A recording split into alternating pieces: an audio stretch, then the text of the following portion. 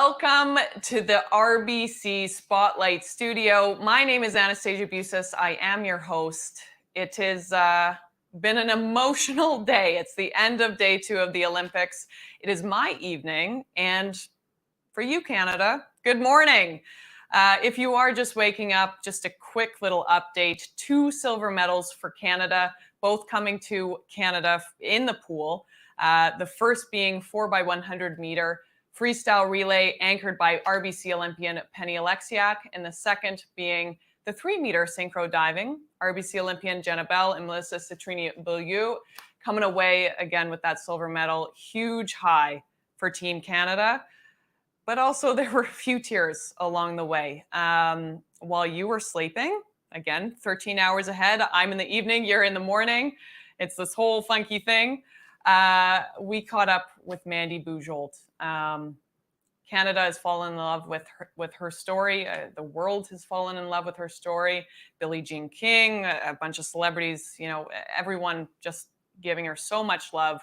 In her 16-year career as a boxer, she missed 3 tournaments due to pregnancy. And because of the COVID-19 pandemic, those happened to be the 3 tournaments that were qualification criteria for Tokyo 2020. She wasn't set to box here. She took it to the highest court of arbitration of sport, won her case at the last minute. And unfortunately, her Olympic journey ended today in a first round loss. And again, I will just warn you, bring the Kleenex. Soph, roll the tape. I'm here with Mandy Bujold. Mandy, thank you so much for taking the time to chat. Thanks for having me. It's been a few hours since the match. How are you feeling? Not bad. I mean, I'm starting to reflect on it a little bit. I haven't had a chance to actually watch the match yet. I've seen like little bits and pieces of it from videos. It was a competitive match. Obviously disappointed that I didn't, have a better performance, but there's so many factors at play. And yeah, it is what it is. Who was the first person you called after the match? My husband. How was that conversation? Good. I wasn't too sure what to expect. He usually has a little analysis for me on sometimes he pretends like he's my coach. But he hasn't been as involved in this process, obviously with COVID and the restrictions around like going to the gym. So yeah, I mean, she had a better day, and you could see that she had continued to compete throughout, the last 18 months to 2 years. We just weren't able to in Canada. So we didn't have that little extra competitive edge that you kind of need in a close fight like that. So it's unfortunate, but yeah, there's just, again, there's so many things that were at play here that, we can only control so much. Yeah. You hadn't been in the ring for 18 months. How did that affect the performance? I felt it for sure, like in the sense that, your timing, your rhythm, your distance sometimes just gets a little thrown off just when you add like the competitive nature of boxing. Yeah, I didn't think it was going to bother me too much, but there was just some things like I could see what I needed to do. Like I knew I was like landing a good punch, but then I was kind of like backing away, which is what you would normally do in sparring. It's like you don't want to hurt your sparring partner, so you kind of give them an opportunity to recover.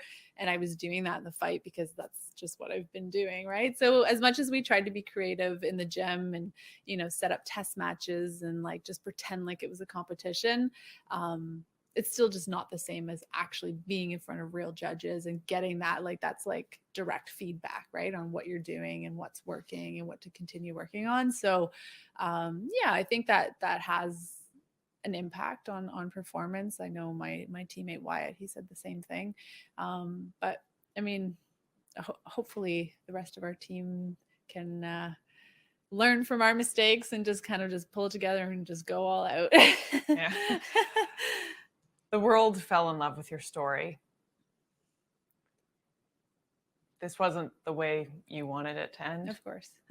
This isn't the way Canadians wanted it to end. This isn't the way mothers wanted it to end. Have you thought about that? What are the emotions that come from that? Yeah. Yeah, it's disappointing for me in that sense for sure. I mean, I fought really hard to be here, um, for this opportunity, but like, yeah, I think there's been more to it than just me um, coming to the Olympics. I think, the fight that we had was for the future of sport, was for the future of women, for mothers to come. So I'm proud of that, and I think that that's one of the biggest wins of my career. And I think that's something that I can walk away from and be proud of. How much, absolutely. How much support have you felt from your fellow athletes in the athletic community? It's been huge. And honestly, even outside of the athletic community, just like working moms, like I've had so many people just reach out to me with like their own experiences and things that they went through pregnancy and they're in their workplace. So it's been actually pretty incredible, and it's opened my eyes to some things that I didn't know were happening or were aware of. So yeah, it's been interesting, but it's amazing. Even today, like I'm getting messages of just people saying like they're up and they have their kids watching and they're like, and I think that's special for sure. Talking about kids, Eh. what would you like to say to Kate?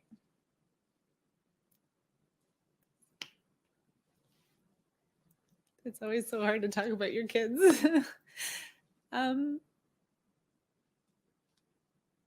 I think this is going to be like a really great story to tell her.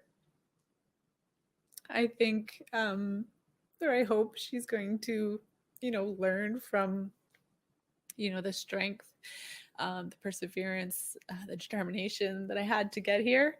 And, in the end of the day, I don't think the results will matter for her. I think it'll be, um, big enough for her to see that, if you have a dream and you believe in it, no matter what, to keep going, to keep pushing through and not allow, those barriers or those obstacles that come to slow you down.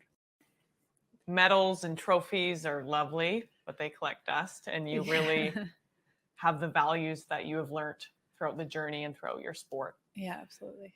What are the values that you value most that boxing has given you? Yeah, boxing has taught me a lot about myself. I think, a lot of times you're stepping into the ring with an opponent, but you're really, seeing how strong you really are, what you're capable of, how far you can push yourself each and every day. So yeah, I mean, it's given me confidence in so many other aspects of my life. It's given me, um, yeah, the ability to just have the opportunity to meet different people, to experience different things, to kind of yeah, just learn different things about myself along the way. So yeah, there's strength, determination, perseverance, overcoming obstacles. There's so many lessons that I've learned through sport that will be transferable outside of the sporting world. What have you learned about yourself throughout this journey? I mean, in particular, your fight just to get to Tokyo. um I'm a fighter no matter what, in or out of the ring. I mean, there was many times when I obviously had the thought of, okay, like, is this really worth fighting for? Is this really worth like all the stress that it's causing? But you know what, there was just always something telling me to keep pushing forward, and getting here now, realizing, okay, like, it wasn't about a medal. Sorry. It's honestly just, it's bigger than that, and it's and that's okay. Like, it's obviously, as an athlete, you envision the pinnacle of your career. You envision where you want to see yourself, and it's usually on the podium. But for me, it didn't end up that way. But it's okay because of all the impact that it will have in the future. You came to Tokyo already being on top of the podium. You're gonna make me cry. You've said you're a fighter. I want you to, if you don't mind, tell me in your own words what it means to fight like a mother.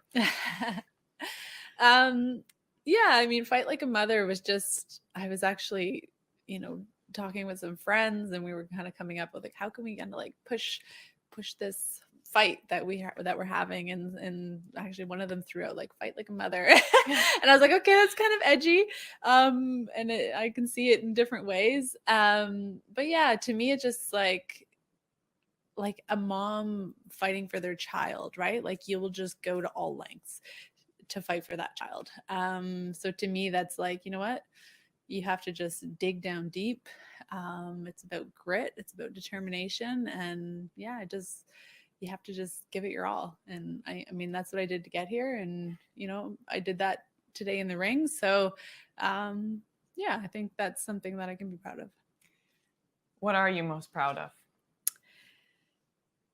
I mean, overall, honestly, like I've had a really great career. I have no regrets. There's been lots of ups and downs throughout. But it builds character, it builds determination, and it's made me who I am today. What are your hopes and dreams for Kate in the future? I don't know. I just I mean, honestly, at this point, it's just about, raising her to be smart, to be loving, to be caring, just all like the just super simple things. It's fun to watch because she just enjoys life to the fullest, makes you want to enjoy life that way as well. So yeah. You think she's going to be a boxer? She can be a little athlete? I don't know. I'm not sure. She really likes to jump. So maybe like trampoline or something. But yeah, I don't know if she goes into athletics. Like, I mean, obviously, we've done some swimming, we've done some gymnastics. We're trying to like introduce her to some little things just to see what sticks. I won't push her into boxing, but if it's something that later on she decides she wants to do, that's okay too. I'm not sure if I'd be able to coach her because I've seen too many, parent athlete coaching relationships that have gone bad. So I don't want to really do that. But no, I mean, I'm going to encourage her to do whatever she's passionate about. What would you like to say to Canadians and mothers in particular? Yeah, just thank you for the support. Like the support has been absolutely amazing. I'm glad that I've had this platform. I'm glad that, you've given me this opportunity to share my story, to really just highlight this, and to just, again, like there's so many women out there that are going through these exactly the same things over and over again. And it's 2021. I think it's time for things to change, and hopefully I was able to just turn it a little bit further so that more change can happen in the future. What's next for you? Well, I have lots of little projects. My husband and I are actually writing some children's books. So he's the writer. That's more lovely. Yeah. So we're working on some fun little books. I have some other little like local projects that I want to get involved in. I would love to do more public speaking. I have lots of fun stories to share. So yeah, I mean, lots of little projects. I want to continue to grow my family as well. So congratulations. Lots to look forward to. Mandy, thank you so much for taking the time to chat. You have won something much larger than gold, and you're going to make me cry now. Canadians are just so proud of you. And it was an honor to watch this journey. And this is just the beginning. Just the beginning, my friend. Thank you. Thank you. I told you to bring the Kleenex. Difficult day for Mandy Bujold, but I've said it once and I'll say it a million times. I get even emotional when I'm talking about it. What she has achieved is so much more than gold. Now, coming to us live, Miss Skylar Park, the pride of Winnipeg. Thank you so much for joining me. How are you doing, my friend? I'm okay. Thank you for having me. I could be better, but yeah, just trying to look at positives. And this isn't the ending that I wanted or that I dreamt of, but this isn't the end for sure. It's been a few hours since your match. What's going on, in your head right now? What are you thinking about? I think just trying to really process all that's happened. It's been a crazy week and one that I won't forget. But there's a lot that I've learned this week, especially today in those two matches, and I'm disappointed with the results and my performance today. But it stings now. But I know it'll make me stronger in the end. And yeah. How did you feel going into today? I felt good and I felt confident and ready to go, but it just didn't really click on the mats today. And I think, yeah, it's just hard because I really wanted it. I wanted it really badly, and I wanted it for myself and for my family who's been with me through it all, and just for Canada. So, yeah, to come up short today is hard, but the goal for me is still the gold medal. So I'll be back. And it's only 3 years away. Paris 2024. I'm assuming that that's the plan then. That is the plan. Yes, 3 years to get better and work harder, and yeah, come back stronger. Your dad is your coach. You, it's a family affair. You have 16 black belts in your family. What did your dad say to you after that second match? He said he was proud of me. Obviously, he was disappointed as well because we both have been wanting to do this and been working towards this, and I think he was disappointed for me. But yeah, he said he was proud of me and that he still loved me. It's been an emotional day. I'm gonna cry too. It's so hard when you're dealing with parents. Have you gotten to connect with your family back home at all? They sent me messages and then I think they went off to sleep. But I picked up my phone for a second and couldn't deal with that right now. So I'm sure I'll talk to them all soon. They should be waking up shortly. Your brothers also do taekwondo. Your younger brother is actually your sparring partner here. Just how nice has it been to have your family throughout this process? It's been incredible, and it's definitely not lost on me how lucky I am to have two members of my family here and such a huge support system and a huge family back home. It's hard, obviously hard not having my whole family here as I would have liked, but I'm definitely fortunate to have my dad and my brother here. And my family's really been with me through it all and from the very beginning. So I couldn't ask for anything else.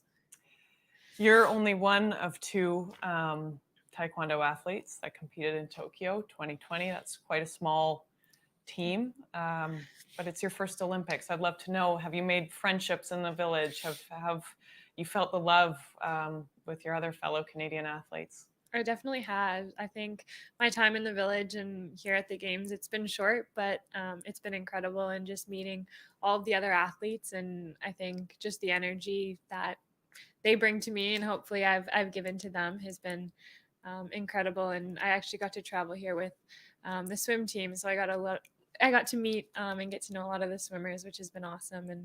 And they're doing super well in the pool, so I'm excited for them. Do you want to give them some inspiration? I'm sure they'd love to hear from you. Yeah. I just think it was so great to meet them, and they're amazing people and amazing swimmers, and I'm going to be cheering for them and watching them on my TV at home. I made a joke, Pride of Winnipeg, but it wasn't really a joke. I mean, that city, it just loves you. They're so behind you. Do you have anything that you'd like to say to the communities back home that have supported you? Yeah. Just thank you. I felt so much love leading up to these games and just throughout my whole time as an athlete, but especially the past few months have been incredible. And yeah, the amount of love I've received even after coming up short today has been amazing, and I'm just so thankful. You're only 22 years old, but you are very, very mature, an old soul. people gravitate towards you. We've met a few times, and I feel like we're fast friends. And I'm sorry. I mean, sport can just sting. And I know it was a really tough day today. But you were so young. Paris, again, 3 years away. Younger brothers, do they have hopes and dreams to join you on the mat in Paris 2024? Yeah, they definitely have Olympic dreams as well, and they've been everything to me leading up to these games, especially during COVID when I didn't have partners to train with. They let me kick them around and took some hits from me, and I took plenty from them as well. So I'm super thankful for the both of them. So yeah, hopefully in Paris, all three of us can be there. And I know for myself, I'm going to be back stronger. You will be back stronger, and I can promise you that Canadians are going to be behind you every single step of the way. And they have fallen in love with you, Skylar. Thank you so much for taking the time. I know it's been a long, emotional day, but I believe in your future. Thank you. I just appreciate your vulnerability and appreciate you taking the time to chat today. Of course. Thank you so much for having me and letting me tell my story. Always, always, always, my dear. We're going to throw to a quick clip of what's happened in the pool.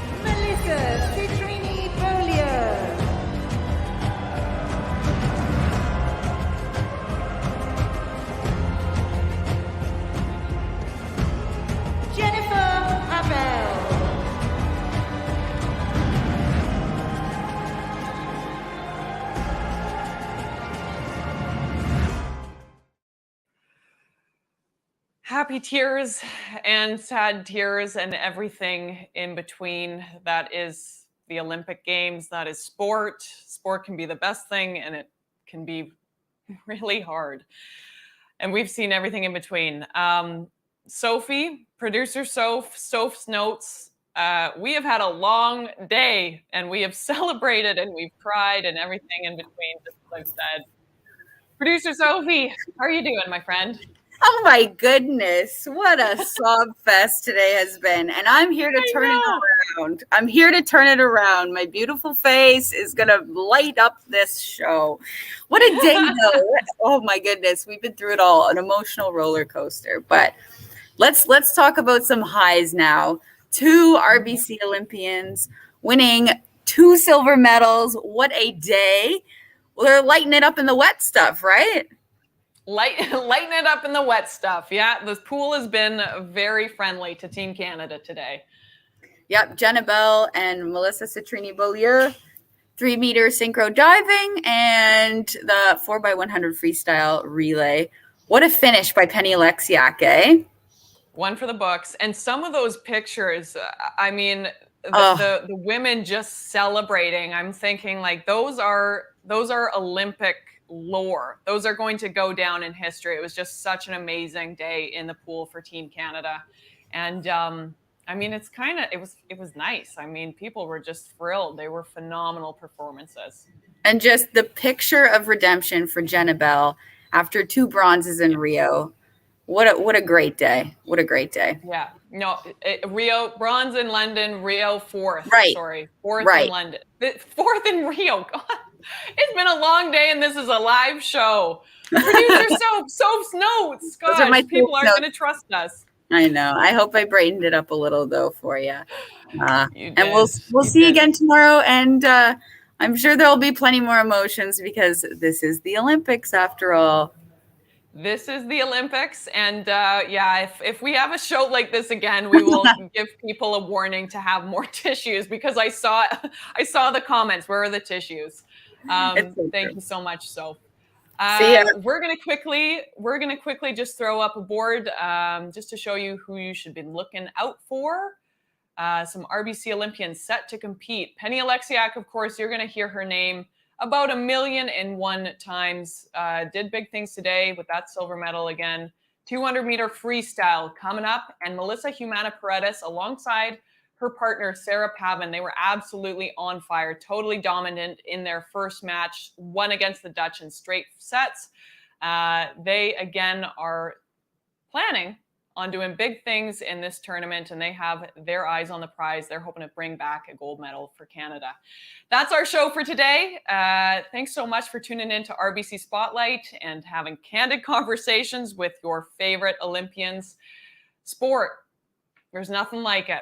Happy tears, sad tears, and I'm just grateful that you tuned in to join me celebrating and also crying along with some of our athletes. See you tomorrow.